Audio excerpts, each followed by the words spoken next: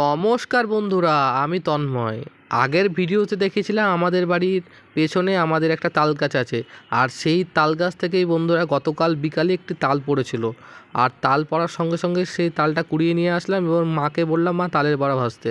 আর মা সঙ্গে সঙ্গেই তার কিছুক্ষণ পরেই তাল ঘষা শুরু করলো এবং তালের বড়া তৈরি করতে শুরু করেছে। দেখতেই পাচ্ছেন তালের বড়া মা ভাজছে, ব্যাটার সম্পূর্ণ রেডি হয়ে গেছে। তারপর গরম গরম তেলের মধ্যে দেখতে পাচ্ছেন তালের যে ব্যাটার, সেই ব্যাটারগুলো কিন্তু আস্তে আস্তে দিচ্ছে। আর দেখতে পাচ্ছেন বন্ধুরা, বড়াগুলো কিন্তু লাল লাল হয়ে আসছে। আর তালের বড়া খেতে বন্ধুরা কাদের কাদের ভালো লাগে অবশ্যই কমেন্ট করবেন।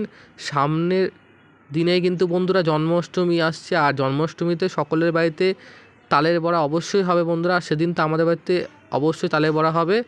আর বন্ধুরা দেখতে পাচ্ছেন তালের বড়া কিন্তু গোপাল ঠাকুরকে ভোগ দেওয়া হয়, শ্রীকৃষ্ণ ঠাকুরকেও কিন্তু ভোগ দেওয়া হয়। আর তালের বড়া খেতে কিন্তু বাঙালির প্রত্যেক মানুষেরই ভালো লাগে বন্ধুরা। তা আপনাদের কাদের কাদের ভালো লাগে অবশ্যই কমেন্ট করবেন। আর তালের বড়াটা কেমন হয়েছে বন্ধুরা দেখে জানাবেন। আর দেখতে পাচ্ছেন তালের বড়া সম্পূর্ণ ভাজা হয়ে গেছে আর বেশ সফট হয়েছিল খেতে। আমার কিন্তু খুব ভালো লাগলো বন্ধুরা, অবশ্যই জানাবেন কেমন হয়েছে।